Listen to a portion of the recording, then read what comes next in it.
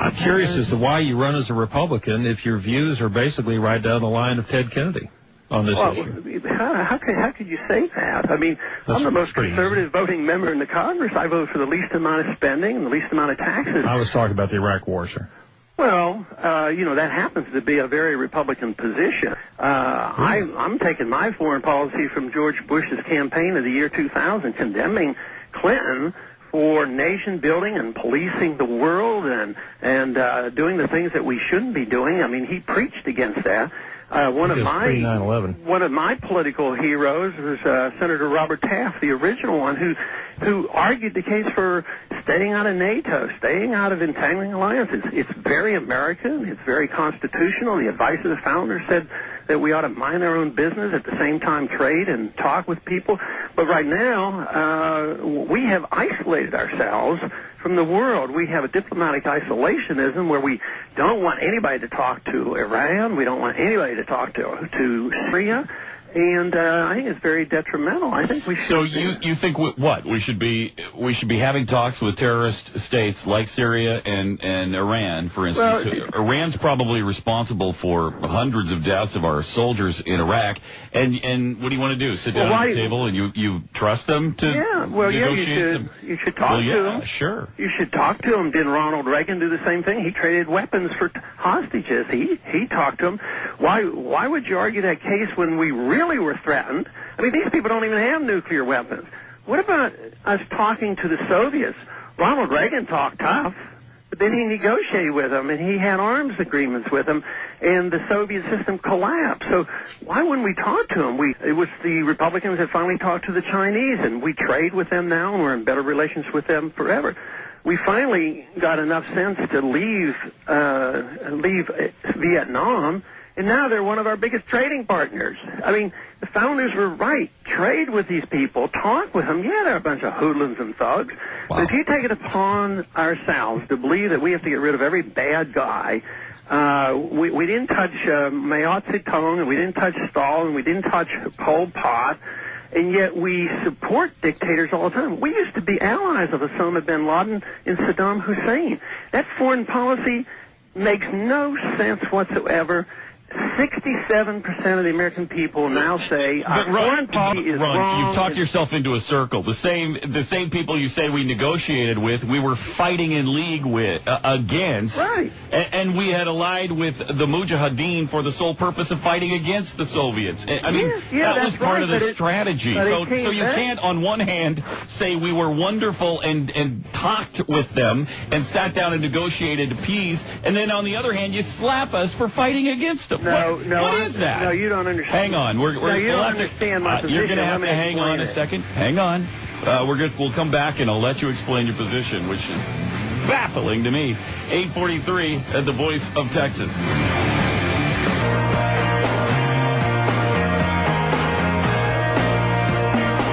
Voice of Texas, AM 700 KSEV and 1160 AM KBCE.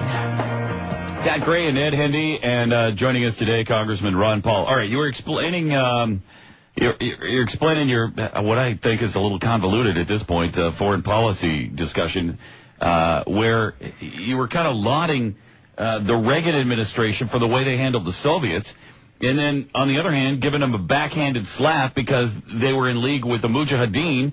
And Osama bin Laden, at the time, they were fighting the Soviets. So which is it? Was it good policy or was it bad policy? No, I think it's very inconsistent, and I pointed out I'm not the one that's inconsistent.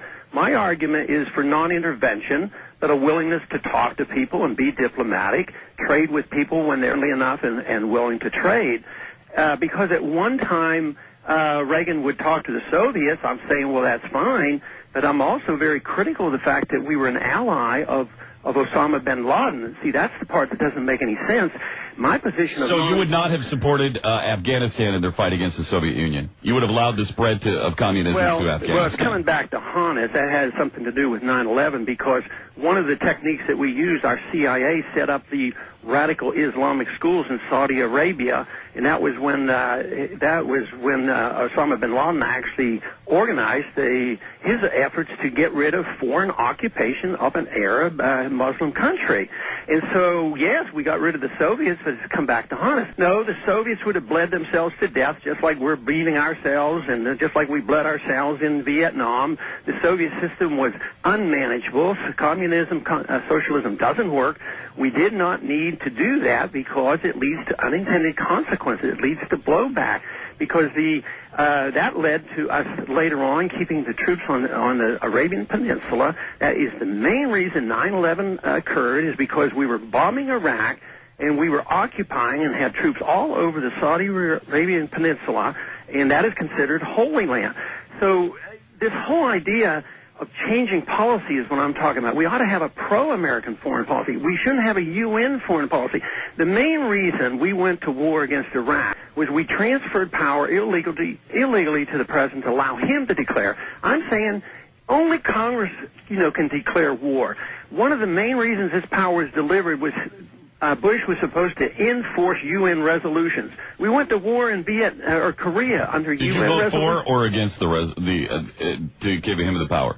I was so adamantly opposed to that. I started in 1998 under Clinton when the policy was changed. We had the Iraq Liberation Act. So we're literally following the Clinton policy established in the late 1990s. So foreign policy under President Ron Paul would be that we retreat from all intervention anywhere, and we hope nothing ever happens to us. Is that what we do? You put a negative term on it. Of course I put a negative term on it, because what do you take any kind of proactive stance, or do you sit and wait until everything comes to us? Is that your policy? Not quite, but close to it, because up until now, we have never, as a country and as Americans, started a war, now called preemptive war. One of the most significant changes in policy in our whole history. Up until now, why don't you ever let me finish? Because I have to correct your inaccuracies here. Up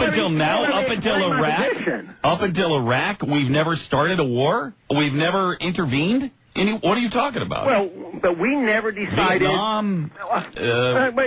We attacked Germany.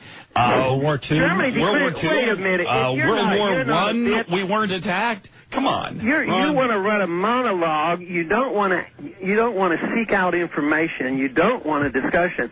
Germany. I do want a discussion. That doesn't mean you say but you 10 don't minutes talk. 10 minutes worth of stuff, and then we wait. I have to get your thoughts on what I've just heard. Is that okay? Well, are we going to debate how we do the show and how the discussion unfolds, or are we going to have the discussion? Well, you go back and listen to this tape and find out. I do it all the time. I don't want to have this discussion. So listen, what would you do?